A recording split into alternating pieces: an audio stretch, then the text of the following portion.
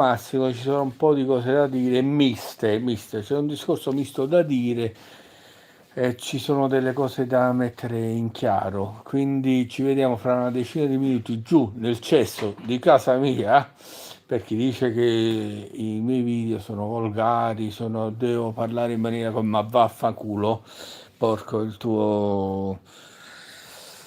E ci vediamo fra 10 minuti, un quarto d'ora. Allora, per te che sei troppo signorina, che i video sono troppo volgari, non guardare questo video, vattene a fanculo già a prescindere, perché non sarà una live che fa per te, quindi vai a cagare già prima.